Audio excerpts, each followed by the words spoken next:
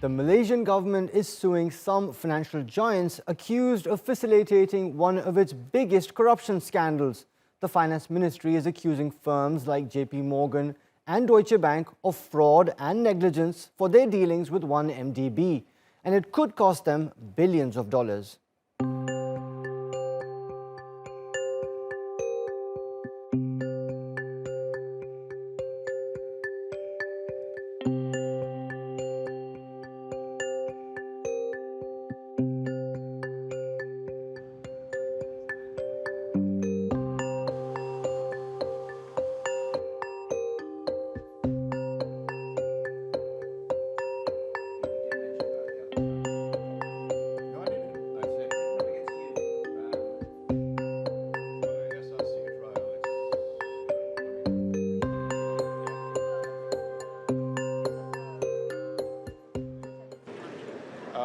The effort will continue, and to my supporters, I hope they will continue to believe in me, believe in our struggle, and continue to be in positive and in high spirit.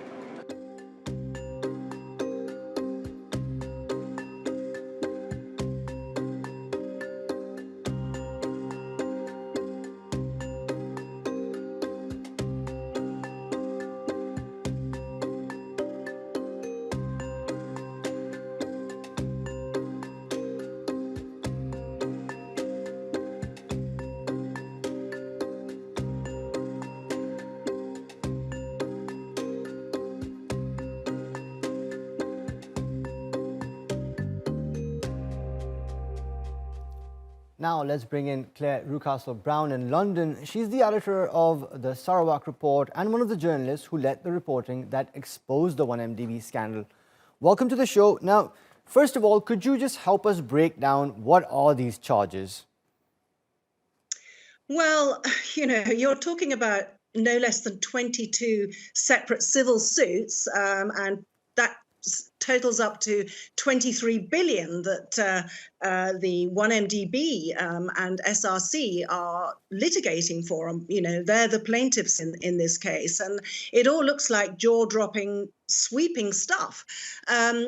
Unfortunately, I have to say, I think there's a lot of justified skepticism amongst legal circles in KL, certainly the people that I've been speaking to, about what this case really amounts to. It has a back of an envelope quality for such an enormous sweep of cases. It's been introduced sort of like out of a hat, and indeed most of those big corporate names that you've mentioned have complained that they've had no inkling of this legal action, no warning that it was going to take place. I think there's a strong sort of view that this is actually more of a distraction exercise and grandstanding than really a genuine attempt to get perhaps, more than perhaps bully a few settlements out of the more vulnerable targets that they may be looking at. But this doesn't look like a really very serious exercise. And I think there are some good reasons why that's probably going on. I mean, you showed the former Prime Minister Najib Razak there, who has been found criminally guilty over 1MDB, but of course he remains out of jail.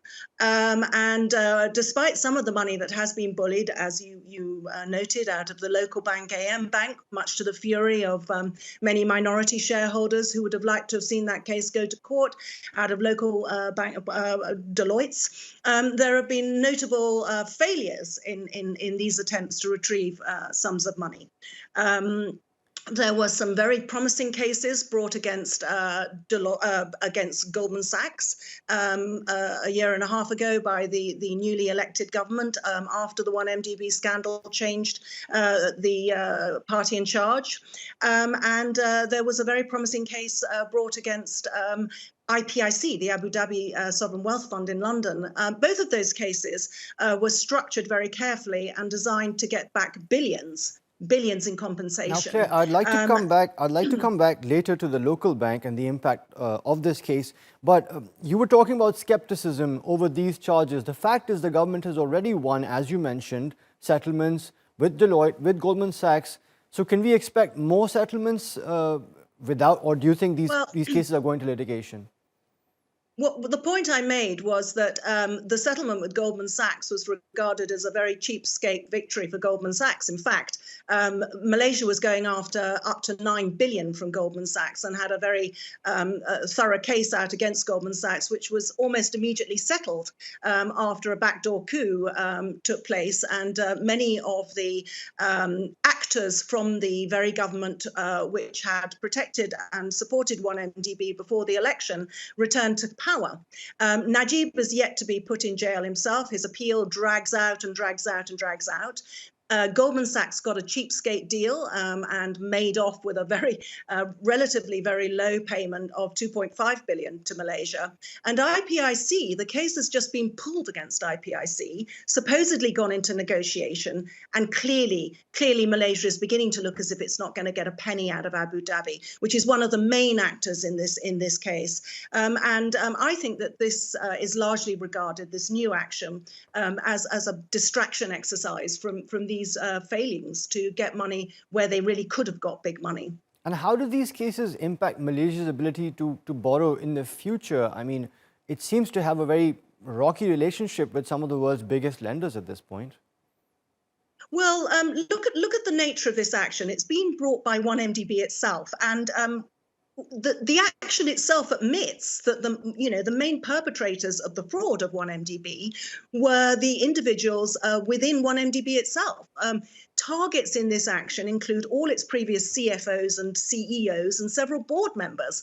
And the fact of the matter is that Deutsche Bank, RBS Coutts, JP Morgan were all lied to by these actors within 1MDB. And as one lawyer pointed out to me, what you have is a situation where the fraudster has turned around and is now suing the people it defrauded in the hope of being able to bully a settlement.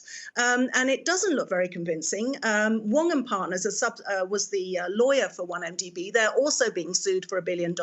They're a subsidiary of the biggest law firm in the world, Baker & McKenzie, and they're just having none of it. They've said that this is a case without merit, and they're going to fight it in the courts. And I think at that point, the true mettle of this case is going to be shown. And I think these big institutions are likely to just stand up to this bullying. The only people who are likely to give in and settle, which I think this whole action is about, is likely to be local people in KL who have assets there.